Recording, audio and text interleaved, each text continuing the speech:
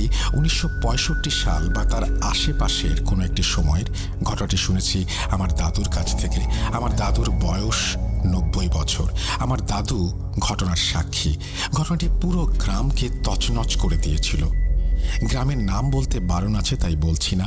সময়টা বর্ষাকাল, চারিদিকে পানিতে ভরপুর। এই সময় গ্রামের মানুষরা মাছ ধরতে পছন্দ করে।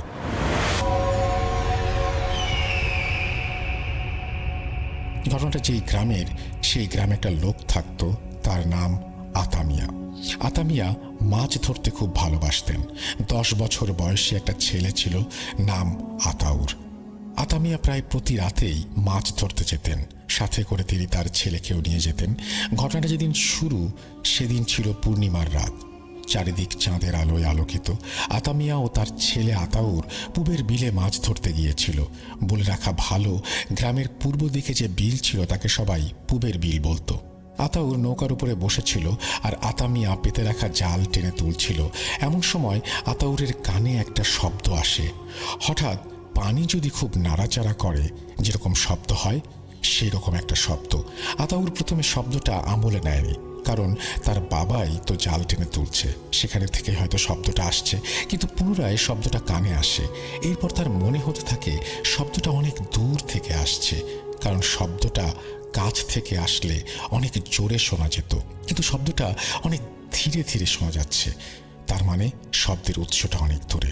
আতাউর তার বাবাকে বলল, বাবা, তুমি কোনো শব্দ শুনতে পাচ্ছ? না তো, আমি কোনো শব্দ শুনতে পাচ্ছি না। তুই কি শুনতে পাচ্ছিস? আমি পানি নাড়াচাড়া করার শব্দ পাচ্ছি। তাই শুনে আতা মিয়া হেসে বলে, ধুর বোকা ছেলে, আমি তো পানিই নাড়াচাড়া করছি, তুই হয়তো এটার শব্দ পাচ্ছিস। আতাউর আর কোনো কথা বাড়ায় না। হয়তো তার বাবা ঠিকই বলেছে, হয়তো মনের ভুল হচ্ছে। বেশ কিছু সময় এভাবে কেটে যায়, আর কিছুই ঘটেনি। এই সময়ের মধ্যেই আতা মিয়া তার সব জাল গুটিয়ে নেয়। চলে আসবে এমন সময় আবার শোনা যায়। এবার বাবা ছেলে দুজনেই শুনতে পায়। এবার মনে হচ্ছে শব্দটা তাদের দিকে এগিয়ে আসছে। তারা পেছনের দিকে ঘুরে তাকায় এবং দেখতে পায় এক বীভৎস দৃশ্য। তারা দেখে একটি প্রাণী পানির ওপর দিয়ে হেঁটে তাদের দিকে এগিয়ে আসছে। আর একটু এগিয়ে আসলেই তারা যা দেখলো তা আরও ভয়ঙ্কর, কারণ প্রাণীটি একা না, তার পেছনে আরও 6টি একই রকম দেখতে প্রাণী তাদের দিকে এগিয়ে আসছে। কিন্তু তাদের ভয় চরম সীমায় পৌঁছে যায় যখন তারা দেখে যে আসলে তারা যে প্রাণীগুলোকে প্রাণী ভেবেছিল তারা এক একটা মানুষের আকৃতির অবয়ব। মানুষের আকৃতির এই জন্যই বলছি, কারণ সেই প্রাণীগুলো দেখতে অনেকটা মানুষের মতো। তাদের মানুষের মতো চোখ, নাক, মুখ আছে, কিন্তু তাদের কানটা অনেক বেশি বড়, আর তাদের হাতটা অনেকটা হাঁসের পায়ের মতো ছিল, এবং সেই পায়ে ধারালো নখ আছে। পাটা মানুষের মতোই, তবে সবচেয়ে বেশি অবাক করা বিষয় হলো তাদের শরীরের চামড়া অনেকটা কুনো ব্যাঙের চামড়ার মতো। আর তারা 2 পা দিয়ে নয়, বরং 4 হাত পা দিয়ে হাঁটছে। এজন্যই দূর থেকে দেখলে অনেকটা প্রাণীর মতো মনে হয়। গভীর রাত, শুনশান একটা খাল, খালের পানিতে নৌকার ওপর 2টি মানুষ, আর সামনে 7টা মানুষ আকৃতির অবয়ব। এমন পরিস্থিতিতে পৃথিবীর সবচেয়ে সাহসী মানুষটাও ভয়ে মুষড়ে পড়বে। এমন একটি পরিস্থিতির মুখোমুখি হয়ে আতা মিয়া ও আতাউর মারাত্মক ভয় পান। কি করা উচিত তারা ভেবে পাচ্ছিলেন না। অবয়বগুলোকে নৌকার দিকে এগিয়ে আসতে দেখে ঘোর কাটে আতাউর মিয়ার। সে তাড়াতাড়ি নৌকা বাইতে থাকে। লক্ষ্য একটাই, তীরে পৌঁছতে হবে। যে করেই হোক তীরে উঠতে হবে। অবয়বগুলো নৌকার পেছনে পেছনে আসতে থাকে, আর তাদের গতি ছিল অনেক। আতা মিয়া নিজের সর্বশক্তি দিয়ে নৌকা বাইতে থাকেন, কিন্তু অবয়বগুলোর গতির সামনে নৌকার গতিটি কিছুই নয়। দূরে তীর দেখা যাচ্ছে, আর এদিকে অবয়বগুলো নৌকাটা ধরে ফেলবে এমন একটা অবস্থা। কিছু উপায় না পেয়ে আতা মিয়া তার ছেলেকে বলে, আতাউর, তুই লাফ দে। আতাউর ছোট মানুষ, তাই অত কিছু সে ভাবতে পারেনি। বাবা যা বলেছে তাই করেছে। আতাউর পানিতে লাফ দেয়। বয়স কম হলেও গ্রামের ছেলে হওয়ায় সাঁতার ভালোই জানা ছিল। সে সাঁতরাতে শুরু করে। আতাউর পানিতে ঝাঁপ দেওয়ার পর আতা মিয়া দেখে সেও যদি পানিতে লাফ দেয় তাহলে কেউই বাঁচতে পারবে না। বাবা জীবনের প্রত্যেকটা সময়ে নিজের জীবনের বিনিময়ে হলেও চায় তার সন্তান ভালো থাকুক। এক্ষেত্রে আতাউরকে বাঁচাতে আতা মিয়া নিজের জীবনের ঝুঁকি নিলেন। আতামিয়া নৌকা বাওয়া বন্ধ করে দিলেন, বৈঠাটা হাতে নিয়ে দাঁড়িয়ে পড়লেন। অবয়বগুলো যখন নৌকার কাছে চলে এসেছে তখন আতামিয়া জোরে জোরে আজান দিতে শুরু করেন আর বৈঠা দিয়ে অবয়বগুলোকে আঘাত করতে থাকেন। এদিকে আতাউর ততক্ষণে তীরে উঠে গেছে। তীরে উঠে সে পেছনে ফিরে তাকাতেই দেখে অবয়বগুলো তার বাবাকে চারিদিক থেকে ঘিরে ধরেছে। একটা অবয়ব তার দিকে তাকায়, মনে হয় অবয়বটা প্রচণ্ড রেগে আছে। অবয়বটি তীরের দিকে আসতে থাকে। আতাউর প্রচণ্ড ভয়ে দিক বিদিক শূন্য হয়ে দৌড়াতে শুরু করে। কিছু দূর গিয়ে সে পেছনে তাকিয়ে দেখে অবয়ব তীরে উঠে গেছে এবং তাকে তাড়া করছে। সে আবার দৌড়াতে শুরু করে। কোন দিকে কতক্ষণ দৌড়েছে তার মনে নেই। কিছু একটার সাথে হোঁচট খেয়ে পড়ে গিয়ে জ্ঞান হারায় আতাউর। সকালে জ্ঞান ফিরলে সে দেখে সে একটা ধানের জমির আইলের কাছে পড়ে আছে।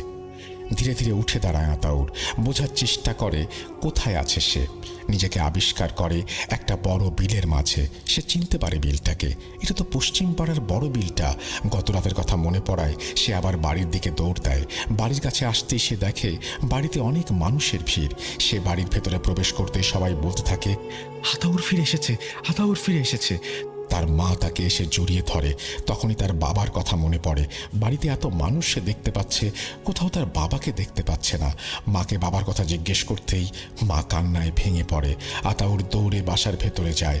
গিয়ে যা দেখে তা দেখে সে আবার জ্ঞান হারায়। সে দেখে বাড়ির আঙিনায় রাখা হয়েছে তার বাবার নিথর শরীরটা। পুরো শরীরটা ক্ষত বিক্ষত, কিছু কিছু জায়গায় মাংস নেই, মনে হচ্ছে কেউ খুবলে নিয়েছে। আতাউরের জ্ঞান ফিরলে সবাই তার কাছে জানতে চায় রাতে তাদের সাথে কি ঘটেছিল। আতাউর সবটা খুলে বলে আর জানতে চায় বাবাকে তারা কোথায় খুঁজে পেল। একজন জানায়, সারা রাত তোমরা যখন বাসায় ফেরোনি তখন তোমার মা আমাদের কাছে এসে তোমাদের একটু খুঁজে দেখার অনুরোধ করে। আমরা কয়েকজন খুঁজতে খুঁজতে খালের ধারে গিয়ে দেখি তোমার বাবা রক্তাক্ত অবস্থায় নৌকার ওপর পড়ে আছে আর তুমি সেখানে নেই। আমরা সবাই তোমার বাবাকে ধরাধরি করে বাসায় নিয়ে আসি আর তোমাকে খুঁজতে যাব এমন সময় তুমি বাসায় ফিরে আসো। সবাই মিলে আতামিয়াকে জানাজার পর কবর দেয়। ঘটনাটা গ্রামে ছড়িয়ে পড়ে। গ্রামে আতঙ্কের সৃষ্টি হয়। সবাই রাতে মাছ ধরতে যাওয়া বন্ধ করে দেয়। কিন্তু তারা কি জানতো সবেমাত্র শুরু হয়েছে ঘটনা। মৃত্যুর তাণ্ডব শুরু হতে যাচ্ছে গ্রামটিতে। কিছুদিন পরের ঘটনা। বর্ষণ মুখর দিন, সকাল থেকে টানা বৃষ্টি হচ্ছে। মাঝে মাঝে দুই একবার বৃষ্টি থামলেও আকাশ থেকে মেঘের দলগুলো সরে যায়নি। সেদিন কারো কোনো কাজ ছিল না। গ্রাম অঞ্চলে বৃষ্টির দিনে কারো কোনো কাজ থাকে না, তাই সবাই গল্প করে এবং এভাবেই দিন পার হয়ে যায়। আর গল্পের সাথে মুড়ি খাওয়া সবার অনেক প্রিয়। প্রায় প্রতিটি বৃষ্টির দিনের মতো সেদিনও সবার সাথে বসে গল্প করছিলেন নিয়ামত সাহেব। এই গ্রামের মাতবর তিনি। এমন সময় তার বাড়ির চাকরটি হাঁপাতে হাঁপাতে ছুটে আসলো। চাকরটিকে হাঁপাতে দেখে নিয়ামত সাহেব জিজ্ঞেস করলেন, কিরে লতিফ, কি হয়েছে? লতিফ বলে, সর্বনাশ হয়ে গেছে সাহেব, আমাদের সাদা গাভীটাকে খুঁজে পাওয়া যাচ্ছে না। খবর শুনে নিয়ামত সাহেব বেশ রেগে গেলেন এবং রাগের স্বরে বললেন, খুঁজে পাওয়া যাচ্ছে না মানে কি? গাভীটা কোথায় গেল? লতিফ বলল, আমি গোয়ালে খাবার দিতে গিয়ে দেখি অন্য সব গরু থাকলেও সাদা গাভীটা সেখানে নাই। কথাগুলো শুনে নিয়ামত সাহেব লতিফকে অনেক বকাঝকা করেন। বকাঝকা শেষে নিয়ামত সাহেব লতিফকে গরুটা খুঁজতে যেতে বলেন। ততক্ষণে বিকেল পেরিয়ে সন্ধ্যা নেমেছে। হাতে একটা হ্যারিকেন নিয়ে লতিফ গাভীটিকে খুঁজতে বের হয়। পথে এক ব্যক্তি লতিফকে বলে সে বিকেলে গাভীটিকে বিলের দিকে যেতে দেখেছে। লতিফ এবার বিলের দিকে যেতে শুরু করে। কিছু দূর যেতেই বৃষ্টিটা আবার শুরু হয়। বৃষ্টির পানিতে হ্যারিকেনটার নিভু নিভু অবস্থা, যদিও একেবারে নিভে যায়নি, কারণ আমরা যারা হ্যারিকেন দেখেছি তারা জানি যে হ্যারিকেনের আলোটা একটা কাঁচের মধ্যে থাকে। এই কারণেই বৃষ্টির পানিটা হ্যারিকেনকে নিভিয়ে দিতে পারেনি। যাই হোক, বৃষ্টির সাথে লড়াই করতে করতে লতিফ বিলের পাশে গিয়ে পৌঁছায়। হ্যারিকেনের আবছা আলোয় লতিফ দেখতে পায় সাদা কিছু একটা বিলের ধারে দাঁড়িয়ে আছে। লতিফ মনে করে সেই গাভী হয়তো দাঁড়িয়ে আছে। লতিফ সেদিকে এগোতে থাকে। সে ধীরে ধীরে কাছে চলে যায়। হঠাৎ করে একটা দমকা হাওয়া লতিফের হ্যারিকেনটাকে নিভিয়ে দেয়। চারিদিকে তখন ঘুটঘুটে অন্ধকার। বৃষ্টি তখনও কমেনি, তবে মাঝে মাঝে বিদ্যুৎ চমকাচ্ছে। বিদ্যুৎ চমকানোর আলোয় লতিফ গাভীটাকে যখনই ধরতে যাবে হঠাৎ করে বিলের পানির মধ্যে কিছু একটা গাভীটিকে বিলের পানির মধ্যে টেনে নেয়। ঘটনাটা এত দ্রুত ঘটে যায় যে লতিফ কিছুই বুঝতে পারে না। বিষয়টি কি ঘটল বুঝে ওঠার আগেই সবকিছু শেষ হয়ে গেছে। তার মাঝে আবারও বিদ্যুৎ চমকানোর আলোয় যে দৃশ্যটি সে দেখে তা সে কল্পনাও করতে পারেনি। লতিফ দেখতে পেল বিলের পানিতে 7টা মাথা ভেসে আছে, আর মাথাগুলো এক দৃষ্টিতে তার দিকে তাকিয়ে আছে। এই দৃশ্য দেখে লতিফ মারাত্মকভাবে ভয় পায়। সে আর এক মুহূর্ত সেখানে থাকতে নারাজ। লতিফ এক দৌড় দিল, বাসার উঠোনে এসে চিৎকার দিয়ে অজ্ঞান হয়ে যায়। বাড়ির লোকেরা তাকে ধরাধরি করে বাসার ভেতরে নিয়ে যায়। লতিফের জ্ঞান ফেরে পরের দিন সকালে। তার জ্ঞান ফিরলে বাড়ির সবাই তার কাছে জানতে চায় কি ঘটেছিল। লতিফ সবার কাছে ঘটনা খুলে বলে। এবার ঘটনা শোনার পর গ্রামবাসীদের ভয় আরও দ্বিগুণ হয়ে যায়। লতিফের কথা শুনে নিয়ামত সাহেব কিছু লোক নিয়ে বিলের পাশে যান গাভীটাকে খুঁজতে। গিয়ে দেখা মেলে এক হৃদয় বিদারক দৃশ্যের। গাভীটার মাথাবিহীন দেহ পড়ে আছে খালের পাশে। মনে হচ্ছে কেউ মাথাটাকে টেনে ছিঁড়ে নিয়েছে। পরপর দুটি একই ধরনের ঘটনা গ্রামবাসীদের মনে চরম ভয়ের সঞ্চার করে। তাই গ্রামবাসী এক প্রকার বিলটাতে মাছ ধরা বন্ধ করে দেয়। এর মাঝে চলে যায় বেশ কয়েকটি মাস। গ্রামে একজন লোক ছিল সামাদ নামে। তার একটা বিয়ের উপযুক্ত ছেলে ছিল। তার ছেলের নাম কুদ্দুস। কুদ্দুসের বিয়ে ঠিক করা হয় সেই গ্রাম থেকে 3 গ্রাম পরে অন্য এক গ্রামে আবুল সাহেবের মেয়ের সাথে। একদিন ভালো দিন দেখে তাদের বিয়ে দেয়া হয়। এবারে ঘটনাটি ঘটে বিয়ের 15 দিন পরে। সেদিন আবুল সাহেবের মেয়েকে দেখার ইচ্ছে হচ্ছিল, তাই আবুল সাহেব সিদ্ধান্ত নেন মেয়েকে দেখতে মেয়ের বাসায় যাবেন। যেমন চিন্তা তেমনই কাজ। পড়ন্ত বিকেলে আবুল সাহেব তার ছোট ভাইকে সঙ্গে নিয়ে মেয়ের বাসার উদ্দেশ্যে রওনা দেন। সঙ্গে নেন মিষ্টি, ফল, পিঠা আর মাছ। তখনকার যাতায়াত ব্যবস্থা সম্পর্কে আমরা সবাই কম বেশি জানি। তখন পায়ে হেঁটে চলাচলটাই একমাত্র মাধ্যম। আবুল সাহেবরা যখন তার মেয়ের গ্রামে প্রবেশ করেন তখন প্রায় রাত 10টা। তারা সেই বিলের পাশ দিয়ে হেঁটে যাচ্ছেন। এমন সময় তাদের কানে পানি নাড়াচাড়া করার শব্দ আসে। প্রথম দিকে তারা এটাকে গুরুত্ব দেননি, কিন্তু ক্রমশ শব্দটা বাড়তে থাকে। তাদের কাছে টর্চ, হ্যারিকেন কিছুই ছিল না। আকাশে হালকা চাঁদের আলো ছিল, তাতে পথ মোটামুটি স্পষ্ট দেখা যাচ্ছিল। পানির নাড়াচাড়ার শব্দ বন্ধ হয়ে যায়, কিন্তু শুরু হয় এক নতুন শব্দ। শব্দটা এখন মাটির সাথে কোনো কিছু ঘষে ঘষে চললে যেমন শব্দ হয় তেমন। এবার তারা পেছনে ফিরে তাকায় এবং দেখতে পায় তাদের জীবনের সবচেয়ে ভয়ঙ্কর দৃশ্য। তারা দেখে প্রাণীর মতো সেই অবয়বগুলো তাদের পেছন পেছন আসছে। চোখ দুটো টকটকে লাল রঙের। এই দৃশ্য দেখে আবুল সাহেব ও তার ভাই এক দৌড় দেন। কে কোন দিকে দৌড় দিয়েছেন জানেন না। আবুল সাহেব তার সাথে আনা জিনিসগুলো ফেলেই দৌড়তেন। এবার তাদের ভাগ্য সুপ্রসন্ন ছিল যে কেউই সেই অবয়বের পাল্লায় পড়েননি। আবুল সাহেব গ্রামের একটা বাড়িতে ও তার ভাই আরেকটি বাড়িতে আশ্রয় নেন। পরের দিন তারা সবাইকে সবকিছু খুলে বলেন। এবার গ্রামবাসী এই সমস্যার সমাধান করার জন্য মরিয়া হয়ে ওঠেন। তারা বিভিন্ন জায়গায় কবিরাজের খোঁজ করতে থাকেন। অনেক জায়গা থেকে অনেক কবিরাজ এলেও তারা কেউ তেমন সুবিধা করতে পারেননি। এর মধ্যে অনেক ভণ্ড কবিরাজও ছিল, যারা শুধু লোক ঠকিয়ে টাকা নেওয়ার জন্য এসেছিল। যখন গ্রামের লোক সমস্যা সমাধানের জন্য চেষ্টা করছিল, সেই সময়ে সমস্যা তার চূড়ান্ত রূপ লাভ করে। এবার সমস্যা শুরু হয় গ্রামের মধ্যে। প্রতি রাতেই গ্রামের মানুষের খোয়ার থেকে হাঁস মুরগি গায়েব হয়ে যেতে শুরু করে। প্রথম দিকে সবাই ভেবেছিল কোনো শেয়ালের কাজ হয়তো, কিন্তু এটি একদিন বা একটি রাতের ঘটনা না। সবার ধারণা ভুল প্রমাণিত হয়। একদিন এক মহিলার বাচ্চা ভূমিষ্ঠ হয়, কিন্তু মহিলার স্বামী কোনো এক কারণে সেদিন বাসায় ছিল না। সদ্য জন্ম নেওয়া বাচ্চাটিকে নিয়ে মহিলা রাতে ঘুমিয়েছিল। হঠাৎ তার বাথরুমে যাওয়ার প্রয়োজন হয়। গ্রামের বাথরুমগুলো বাসা থেকে একটু দূরে হয়। মহিলা বাথরুমে যাওয়ার উদ্দেশ্যে ঘর থেকে বের হয় আর দরজা লক না করে শুধু ভিজিয়ে চলে যায়। যখন সে বাথরুম শেষ করে ফিরে আসে তখন সে এক ধরনের শব্দ শুনতে পায়। মনে হচ্ছিল তার ঘরের মধ্যে কেউ কিছু খাচ্ছে।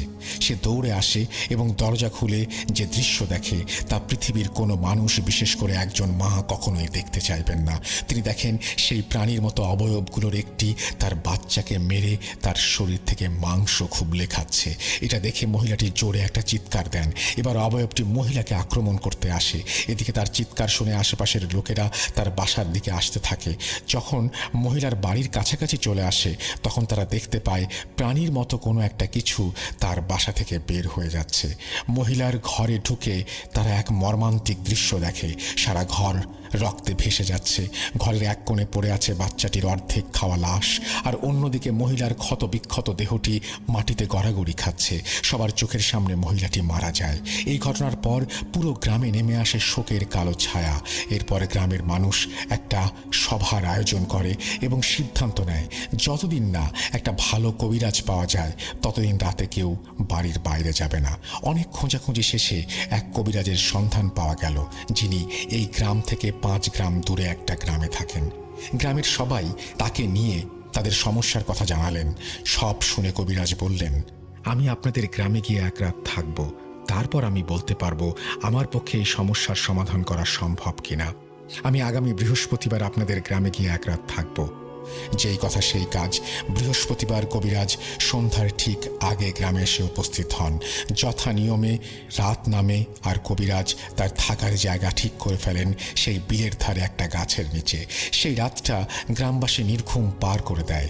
ভোর হতেই ছুটে যায় কবিরাজের কাছে কবিরাজের মতামত শুনতে। কবিরাজ বলে, গত রাতে আমি এই গাছটার নিচে বসেই আমার আসন করেছিলাম। রাত কত হবে জানি না, 1টা কি 2টা, তখন দেখি পানির মধ্যে দিয়ে একটা কিছু আমার দিকে এগিয়ে আসছে। যেহেতু আমি আপনাদের কাছ থেকে সবকিছু শুনেছি, তাই আমার আর বুঝতে বাকি রইল না জিনিসগুলো কি। আমি তখন দোয়া পড়ে আমার চারিদিকে গোল একটা দাগ দিয়ে তার মাঝখানে বসি। একে একে জিনিসগুলো পানি থেকে উঠে আসে। 7টা প্রাণী আমাকে ঘিরে ফেলে চারিদিক থেকে, কিন্তু গোল দাগটার কারণে আমার কাছে আসতে পারছিল না।